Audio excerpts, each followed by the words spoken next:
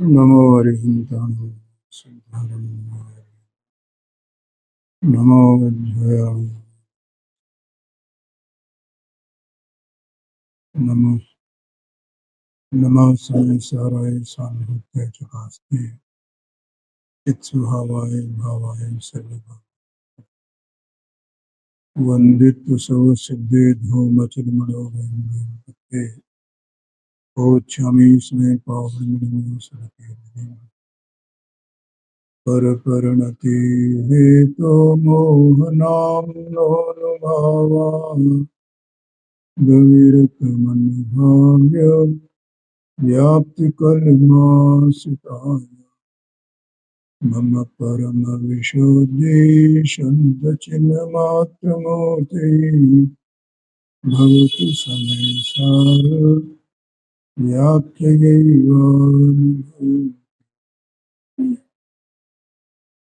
समेसार ग्रंथागराज में आत्मख्याति टीका, उसके अंतर्गत अंत में जो स्याद्वाद अधिकार है उस पर से जो आचार्य देव ने 47 शक्तियों का स्वरूप कहा है,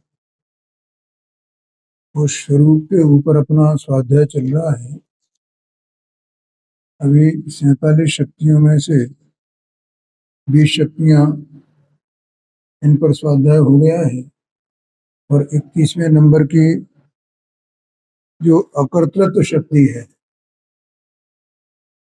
उस पर अपन स्वाध्याय कर रहे हैं। देखो, इसका जो अकर्तृत्व शक्ति है उसमें उसका जो हिंदी में अर्थ है समस्त कर्म से किए गए, सकल कर्म कृत, कर्म के द्वारा किए गए और ज्ञातृत्व मात्र से पृथक जो परिणाम।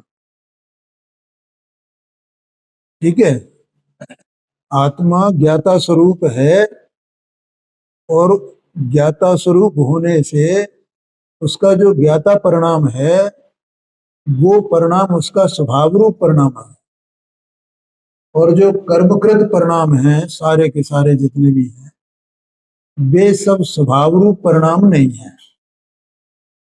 उनको विकार कहा जाता है, विकारी भाव कहा जाता है, विभाव भाव कहा जाता है। तो उन परिणामों के कारण के उपरम स्वरूप, कौन से परिणाम? जो ज्ञातृत्व भाव से भिन्न है, जो परिणाम अलग है, न्यारे हैं। हाँ, दोनों परिणाम हैं आत्मा के, लेकिन जो विभाव परिणाम हैं वे कर्मकृत हैं और जो स्वभाव परिणाम है वो कर्मकृत नहीं है। तो वो जो स्वभाव परिणाम है उसे छोड़ करके, ज्ञातत्व छोड़ करके आत्मा को देखो, इसमें समयसार जी ग्रंथ में पूरे ग्रंथ में आत्मा को ज्ञान मात्र भाव, ज्ञाय ऐसा बताया गया है ना। तो यहाँ भी उसी को लिया है।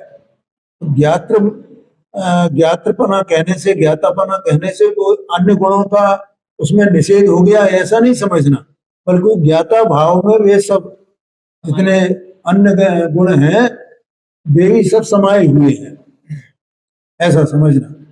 तो उसको जो ज्ञाता भाव है उसको छोड़ करके उसके से रहित, उससे पृथक जितने कर्मकृत भाव हैं उनके कारण रूप होने की शक्ति आत्मा में नहीं है। तो यहां कह रहे हैं उन परिणामों के कारण के उपरम स्वरूप, माने उनका कारण पने का आत्मा में अभाव है। ठीक है, विभाव जो भाव हैं उनका कारणपना किसमें है? कर्म में है, आत्मा में नहीं है उसका कारणपना, ये कहते हैं। तो इस पर गुरुदेव जी का जो व्याख्यान है उससे अपनी ये चर्चा चल रही है। देखो गुरुदेव सिंह ने कहा आत्मा में अकर्तृत्व स्वभाव तो अनादि अनंत है। आत्मा का जो अकर्तृत्व स्वभाव है ना, वो कब से है, कब तक रहेगा? अनादि अनंत है वो तो। वह सदैव अकर्तृत्व स्वभाव सदैव विकार से उपरम स्वरूप ही है। विकार के कर्तृत्व रूप से उसका अभाव है। उस स्वरूप की अपेक्षा से आत्मा विकार का कर्ता है ही नहीं, उस स्वरूप की अपेक्षा से। अभी कल परसों ऐसा प्रश्न किया था ना कि आत्मा राग का कर्ता है क्या नहीं है, क्या है, कैसे है? एक प्रश्न आया था ना, तो बताया था ना। तो किस अपेक्षा से है? तो पर्याय अपेक्षा से यहाँ स्वभाव की बात चल रही है। ठीक है, आत्मा वस्तु है, उसकी पर्याय परिणमती है। गुरुदेव जी के व्याख्यान में भी आ रहा है।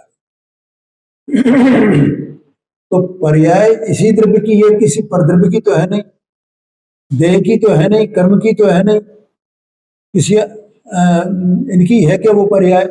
ये आत्मा की ही है। तो उस अपेक्षा से उस पर्याय को आत्मा का कहने से उसका परिणमन चल रहा है ना, और वो पर्याय आत्मा की ही है, इसलिए आत्मा विभाव का कर्ता कहा जाता है। लेकिन यहां कौन सी बात चल रही है? पर्याय की बात चल रही है कि स्वभाव की बात चल रही है? तो गुरुदेव जी कहते हैं कि ये जो अकर्तृत्वपना है ना स्वभाव का, वो तो अनादि अनंत है। ठीक है, तो उस अपेक्षा से देखो गुरुदेव जी ने कहा उस स्वरूप की अपेक्षा से आत्मा विकार का कर्ता है ही नहीं। अब आगे क्या कहते हैं? जिसने ऐसे स्वभाव को स्वीकार किया, स्वीकार करे स्वभाव को, हाँ जी, उसे पर्याय में मिथ्यात्वादि का अकर्तृत्व हो जाता है। विकार है ना, मिथ्यात्वादि विकार, मिथ्यात्ववृत्ति, कसाय वगैरह वगैरह, योग वगैरह, ये सब क्या है? ये सब विकार है। तो इन विकारों के कर्तापने का, हाँ, पर्याय में भी उसके अभाव हो जाता है कर्तापने का। हाँ, माने वे पर्याय में रहे तो रहे, ठीक है, लेकिन आत्मा को पर्याय में ही वो उसकी व्यक्तता हो जाएगी ना। कब? जब स्वभाव की दृष्टि करेगा तब।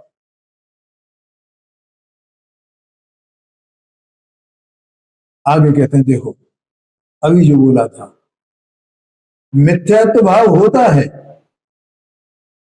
और उसका अकर्ता है, ऐसा नहीं है। मिथ्यात्व भाव हो, रागादिक भाव हो, उसका अकर्ता है क्या? ये अज्ञान रूप स्वयं परिणमा है ना, तो जिस परिणाम रूप परिणमा है तो उसका कर्ता हुआ क्या नहीं हुआ? कौन दूसरा कोई करता है क्या जगत में? देखो आप, क्यों भैया, कोई दूसरा कर्ता दिखाई देता है? देखो, कार्य होता है बिना कर्ता के नहीं होता। ये नियम है, 60 नंबर की गाथा है पंचाष्टकार में, कार्य बिना कर्ता के नहीं होता। और ये अपन भी जानते हैं कि जो वस्तु कार्य रूप परिणमी है वो वस्तु स्वयं ही उस कार्य की करता है, अन्य कोई है नहीं जगत। ठीक है भाई, तो यहाँ कहते हैं मिथ्यात्व भाव होता है और उसका अकर्ता है, ऐसा नहीं है कि मिथ्यात्व हो ही भी और इसके अकर्ता भी बना रहे, ऐसा नहीं है। किंतु मिथ्यात्व भाव उसे होता ही नहीं। किसको? जिसको स्वभाव की दृष्टि हुई उसे मिथ्यात्व भाव नहीं होता है। और अस्थिरता का जो अल्प राग रहता है उसका श्रद्धा में स्वीकार नहीं है। कैसा स्वीकार नहीं है कि ये मेरा है, ऐसा स्वीकार नहीं है। जो विकार है उस श्रद्धा में, क्योंकि मेरा क्या है, मैं कौन हूं और मेरा क्या है, मैं तो ये परम परिणाम विभाग रूप वस्तु हूं। और मेरा क्या है कि सम्यक दर्शन, सम्यक ज्ञान, सम्यक निर्मल परिणाम जितने हैं वो मेरे हैं, क्योंकि मेरे में तो उन्हीं को रूप परिणमन करने की शक्ति है ना, राग रूप परिणमन करने की शक्ति नहीं है, इसलिए वो मेरे नहीं है। लेकिन ये कब होगा, जब उसको ये बात समझ में आवे तब वह करता होगा, और जब तक समझ में नहीं आई तब तक कर रहा है ना, करता है ना। बोलो, समझ में आया ना? सब सारा समझ का फेर है। अगर ये समझ जाए, भेद विज्ञान करके आत्मा के स्वभाव को जान ले, ये उस पर दृष्टि आ जाए कि मैं ये वस्तु हूं, तो फिर उसका रागादिक का कर्ता कैसे रह सकता है? वो राग भले ही रहे, कितना भी राग रहे, 3 चौकड़ी का रहे, 2 चौकड़ी का रहे, 1 चौकड़ी का रहे, जैसा भी रहे, लेकिन वो राग का वो करता होगा कैसे? जैसे वो पर दिखाई देता है, क्योंकि स्वभाव ही स्व है। उसका श्रद्धा में स्वीकार नहीं है, इसलिए उसका भी अकर्ता है। मिथ्यात्व तो होता ही नहीं है, उत्पन्न ही नहीं होता है। और जो अल्पराग रहता है मिथ्यात्व के छोड़ करके 3 चौकड़ी का, तो उसका भी वो करता, उसका कर्ता वो नहीं होता है।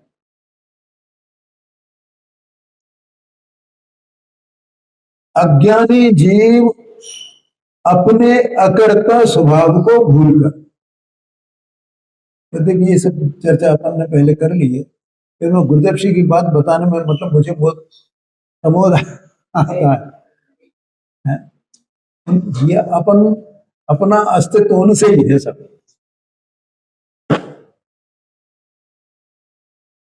अज्ञानी जीव अपने अकर्ता स्वभाव को भूलकर, मतलब उसको भूला हुआ है ना, वो पर्याय की विपरीतता से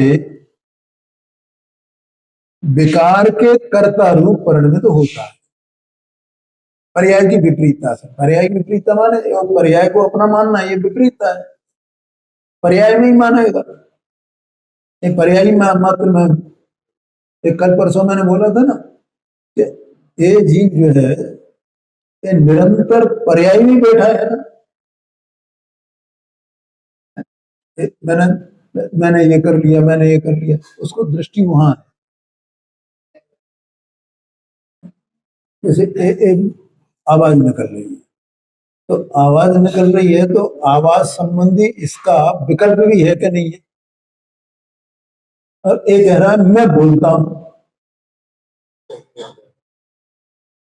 तो जो जो भाषा निकल रही है, बन रही है, प्रणमन चल रहा है शब्दों का, वैसे वैसे शब्दों रूप अंदर में विकल्प चल रहा है कि नहीं चल रहा है?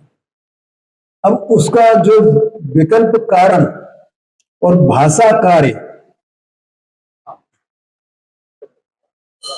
ठीक है, तो विकल्प में एकत्व हुआ तो भाषा में भी एकत्व हुआ ना, भाषा में एकत्व हुआ तो विकल्प में भी एकत्व हुआ ना। कल एक मुझे दृष्टांत ख्याल में आया, एक कोई व्यक्ति हलवाई होता है ना, वो हलवाई कचौड़ी तल रहा है पांडे कढ़ाई में, और उसमें तेल होगा और कचौड़ी तल रहा है। कचौड़ी अलग चीज है, तेल अलग चीज है। अब कचौड़ी तलेगा तो वो तेल भी तला जाएगा कि नहीं साथ में, मतलब उसमें हलन चलन होगी कि नहीं होगी? ऐसे उपयोग में जो विकल्प चल रहा है और उस आवाज निकल रही है, तो विकल्प में एकत्व करे तब आवाज ये मेरी निकली, ऐसा होगा ना। आवाज में एकत्व है तो उसमें भी एकत्व है कि नहीं? वो क्या मानता, मैं कचौड़ी तल रहा हूं, तो तेल भी तला जा रहा है साथ में कि नहीं? ऐसे ये आवाज निकल रही है, तो यहाँ उपयोग में भी उसका एकत्व है कि नहीं है?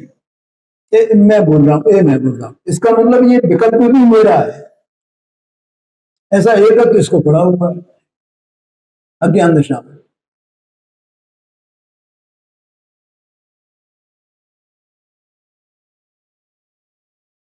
पर का कर्तृत्व तो अज्ञानी विपरीतता के विकार के विपरीतता से विकार के कर्ता रूप परिणमित होता है। हाँ, एक बात, पर का कर्तृत्व तो अज्ञानी को भी नहीं है। ये आत्मा इस भाषा का कर्ता हुए ऐसा तो नहीं है ना? बोलो, समझ में आया कि नहीं? ये भाषा का कर्ता नहीं है, जीव और तालु इनका कर्ता नहीं है, उनको चलाने का कर्ता नहीं है, हाथ पैर हिले इनका कर्ता नहीं है। काय का कर्ता है?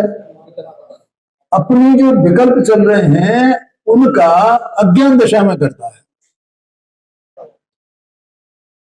बोलो कौन? समझ में आया कि नहीं आया? किसका करता है?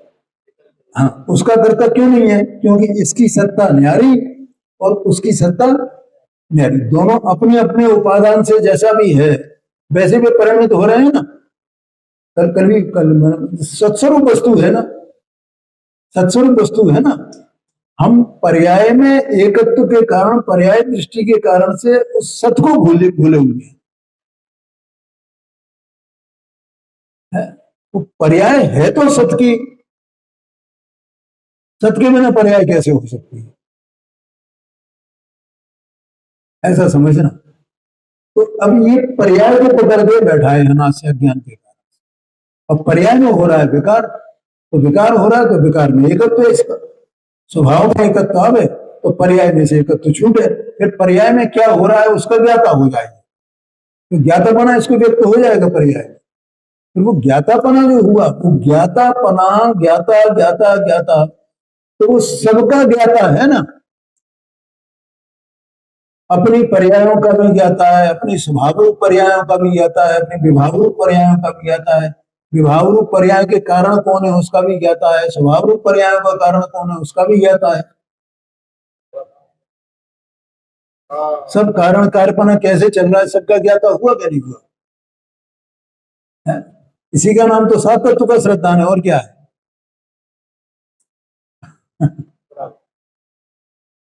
हाँ जी। पर से तो आत्मा अत्यंत भिन्न है, इसलिए उसका तो कर्तृत्व है ही नहीं, इसलिए यहां पर के अकर्तृत्व की बात नहीं ली है। इस शक्ति में पर के अकर्तृत्व की बात नहीं ली है। कर्मकृत जो विभाव परिणाम है उनके अकर्तृत्व की बात ली है, ऐसा कहा।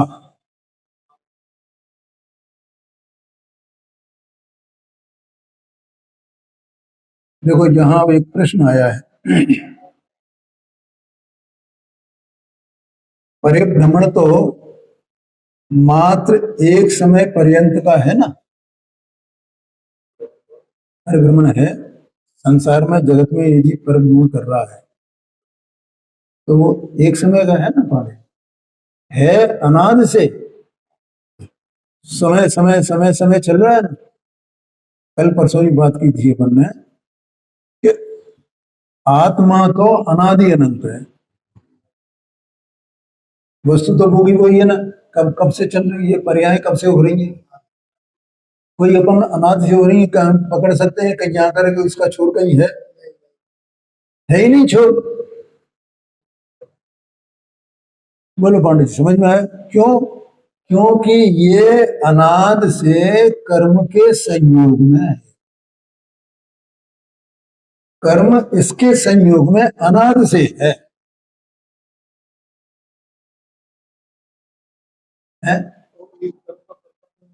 जी। हाँ, कर्म का कर्ता कैसे हुए? कर्म का कर्ता कहना वो अनुपचरित असद्भुत व्यवहार में का कथन है। जीव वास्तव में कर्म का कर्ता नहीं है, पर का कर्ता नहीं है। बुद्ध जी ने बोला ना, पर का कर्तृत्व तो नहीं है, उसकी बात नहीं ली है यहाँ पर। पर का कर्ता कैसे होए? ये तो असद्भूत अनुपचरित असद्भूत व्यवहार से ऐसा कहा जाता है कि आत्मा कर्म का करता है। ये तो वास्तव में अपनी पर्याय में जो हो रहा है शुद्ध निश्चय से जो है उसका वो कर्ता बना हुआ है। आया समझ? और उसका कारण विपरीतता है, पर्याय की विपरीतता, वस्तु स्वरूप को यथार्थ बने नहीं समझने के कारण। हाँ भैया बोलो, कोई प्रश्न तो नहीं? हाँ, इसलिए वो उसका बना सत सत न्यारा है ना इसका, ये परद्रव्य को छूता भी नहीं है। कितनी बार गुरुदेव जी का व्याख्यान सुनो आप, ये आत्मा परद्रव्य को छूता भी नहीं। अच्छा, शरीर को तो छूता होगा ना, कर्म को तो छूता होगा ना, तो कर्म स्वद्रव्य है कि परद्रव्य है? इसका चतुष्टय न्यारा है, उसका चतुष्टय न्यारा है। भले वो एक क्षेत्र वही संबंध है, उससे क्या हो, उसका वो छूता है उसको, है जी। एक एक प्रदेश, असंख्यात प्रदेशात्मक जो वस्तु आत्मा है, चैतन्य वस्तु, तो उसको चैतन्य कहा जाता है ना। तो असंख्यात प्रदेशी वो सब पूरी की पूरी चैतन्य होगी ना,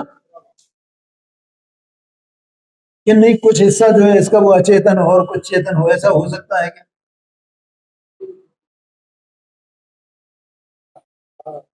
बोलो, कि नहीं नहीं ठीक है, स्वभाव में तो चेतन है और पर्याय में चेतन है, ऐसा भी है क्या? एक एक समय की पर्याय भी चेतन है, चाहे विकारी पर्याय हो चाहे अविकारी पर्याय हो। ये अपने पर्याय रूप परिणत हो रहा है, निरंतर तो उत्पाद है, उत्पाद है, चल उत्पाद है माने परिणाम, ये सब चल रहा है कि नहीं चल रहा है? तो उत्पाद, और वो उत्पाद में भी आत्मा से अभेद, यानी कोई भेद तो है नहीं उसमें।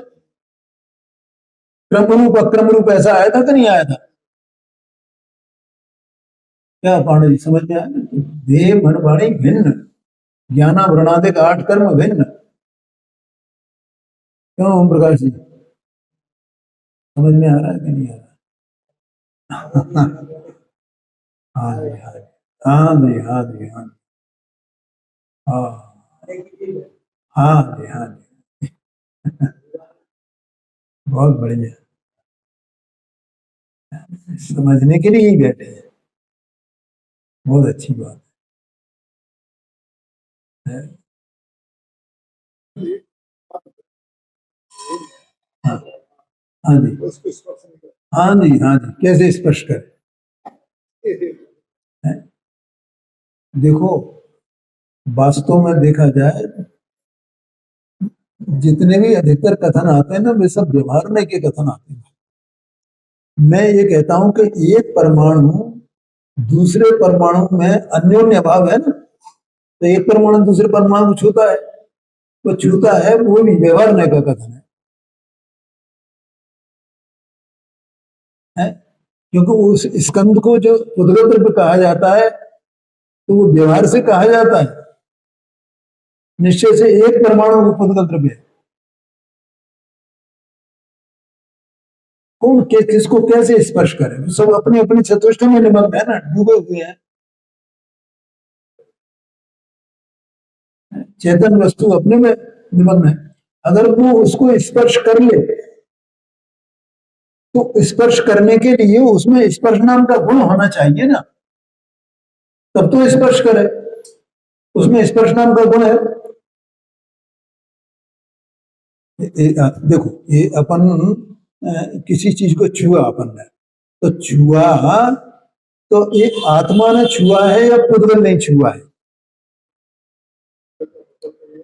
पुद्गल छुएगा, आत्मा कैसे छुएगा? क्यों? क्योंकि पुद्गल में स्पर्श नाम का गुण है, इसलिए छूता है। तो आत्मा कैसे छुए? सूक्ष्म बात है, क्या करेंगे?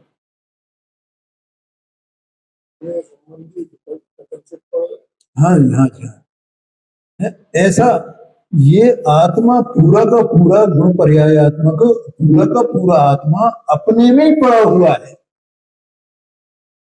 लेकिन बस ये जीव स्वयं, ये आत्मा स्वयं इस बात को जाना नहीं है कि मैं अपने में ही हूं, अपने में ही हूं, मेरा पूरे संसार से कोई संबंध है ही नहीं, सारे जगत से, तीन लोग से कोई संबंध ही नहीं है, ऐसा जाना नहीं है बस। और वो जाने कब, जब अंतर्मुख हो तब ये जाने, तो अपने इन सब गुणों को जान जाएगा, अपने स्वभाव को जान जाएगा कि नहीं जान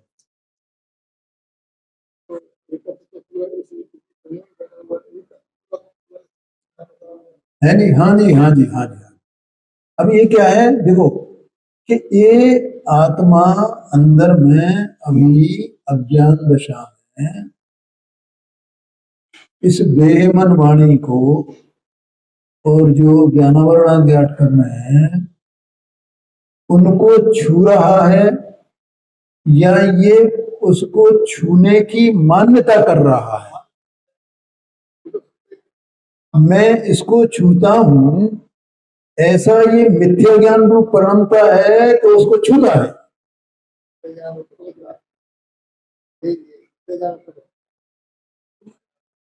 ठीक है ना। अब वो जानना मानना तो इसका गुण है, लेकिन छूना इसका गुण नहीं है।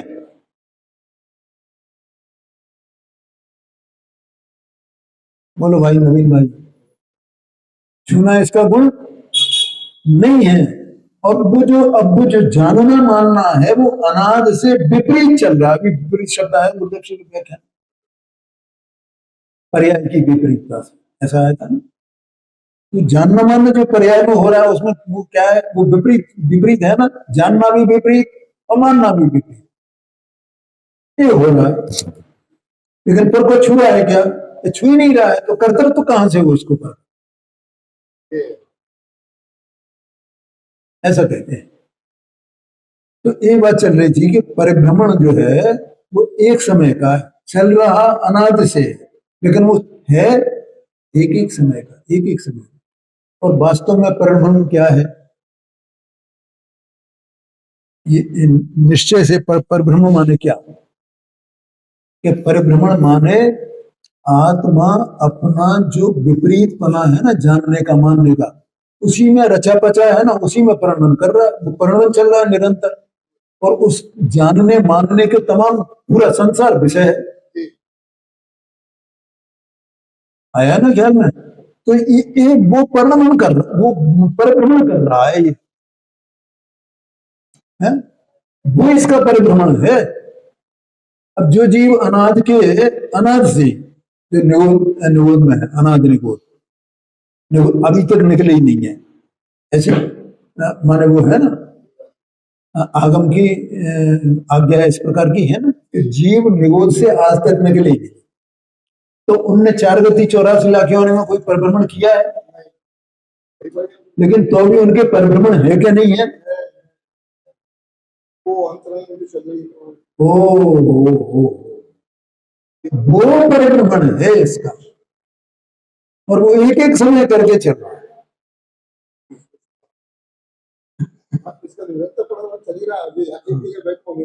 हाँ जी, हाँ जी, हाँ जी। नहीं साहब, वो तो उनका परिभ्रमण नहीं है, वो सिद्धों का नहीं है। सिद्ध भी एक जगह विराजमान साधी अनंत काल के लिए। हाँ जी, हाँ जी, हाँ।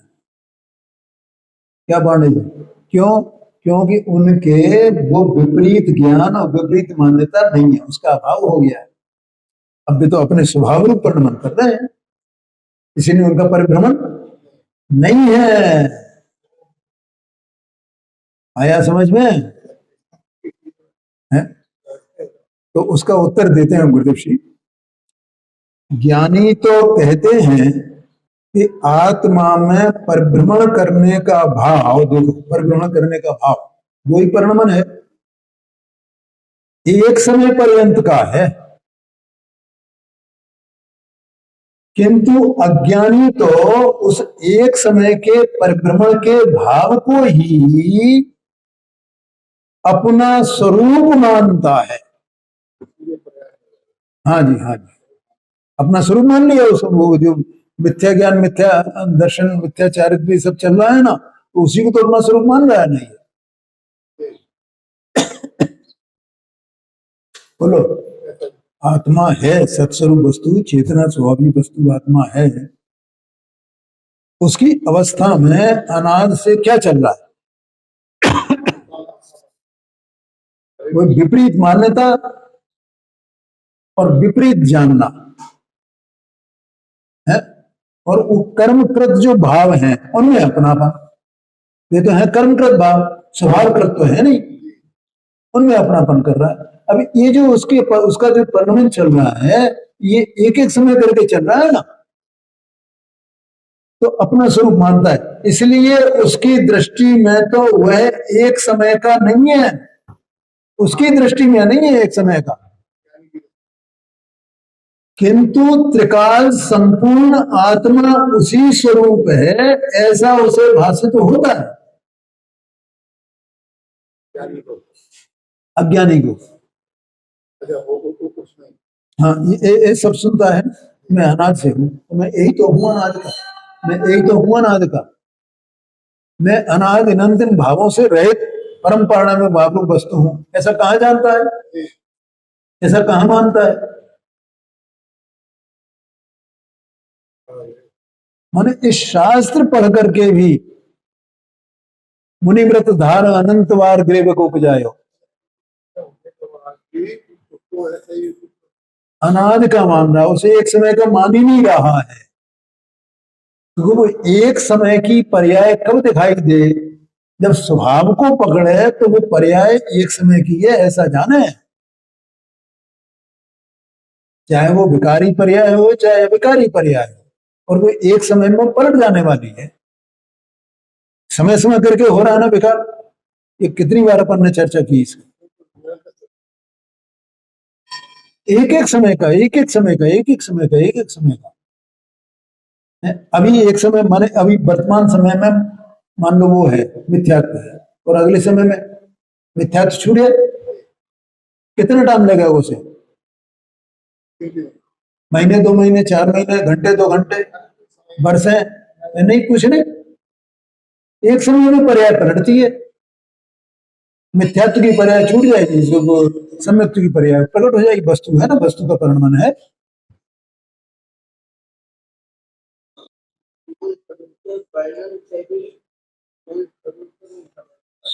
अरे कैसे समझे उसको, ये तो इसे तो उसका प्रयत्न करना पड़ेगा पाने, प्रयत्न के बिना कैसे होएगा, ये सोचा कि भैया ठीक है ये हो जाएगा, 11 अंग का पाठी द्रव्यलिंगी वो समझ पाता है क्या, 11 अंग पढ़े हैं उसने, क्या छूट गया।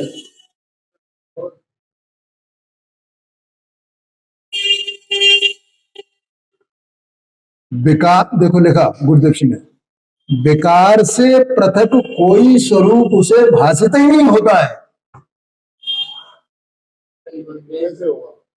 क्या कहा वो निरंतर, मैं ये पहले मैंने कहा है, देखो ये आत्मा अनुभूति स्वरूप है, चेतन स्वरूप को हो, अनुभूति स्वरूप को हो, एक ही बात, स्वभाव है अनुभूति इसका, चेतना इसका स्वभाव है पाने। अब जब चेतना स्वभाव है तो चेतना का अनुभूति का परिणमन चल रहा है, पर्याय है ना अनुभूति। अब जो अनुभूति की पर्याय है तो उसी अनुभूति की पर्याय के उसी समय में कर्मकृत जो रागादिक भाव हैं वे सब इसमें उत्पन्न हो रहे हैं, ये पर्याय उस अनुभूति, वो अनुभूति वाली पर्याय तो है, जड़ पर्याय थोड़ी है।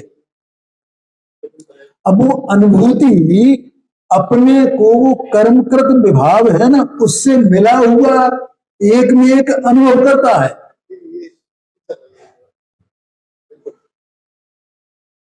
और ये अनाथ से चल रही है, अनंत काल तक चलेगी, अनंत काल तक में जो अज्ञानी है उसको, जो अभव्य है उसको, जब तक अज्ञान है तब तक ही चलती रही, क्यों उसको मान रहा है, उसको ही मान रहा है,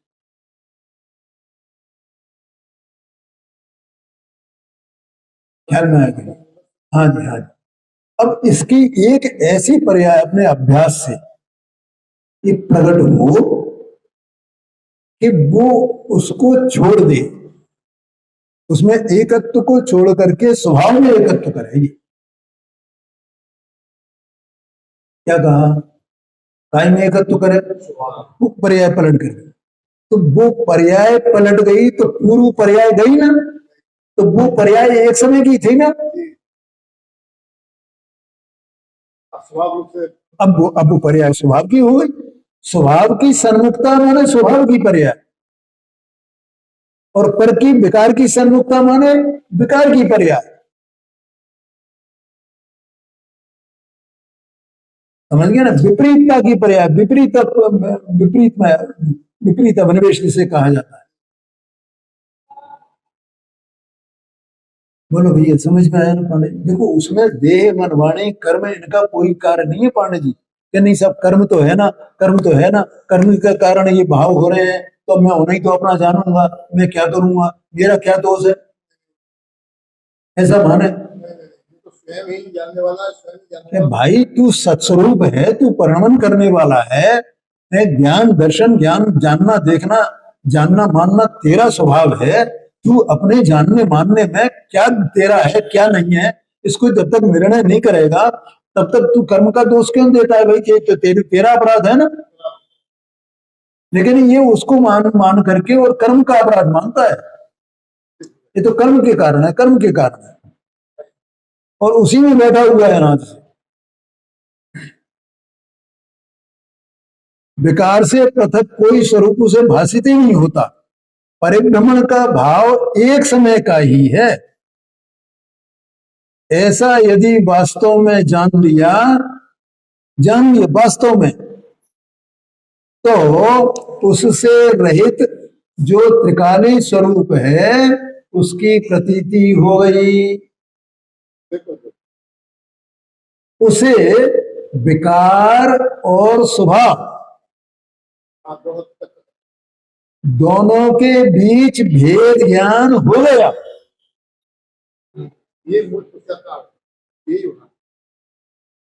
फिर उसे विकार की ओर की वृत्ति छूटकर,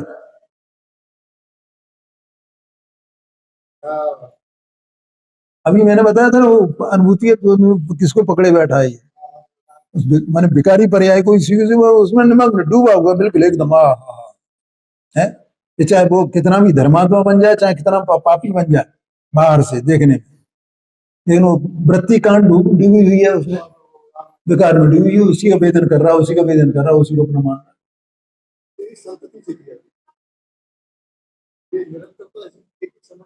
हाँ, वृत्ति छूटकर स्वभावोन्मुख वृत्ति हो गई।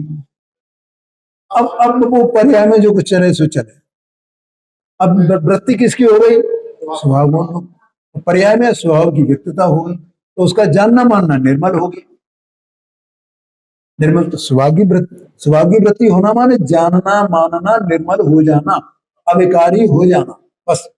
अब वो विकार रहो तो भी वो उसको कैसा जान रहा है?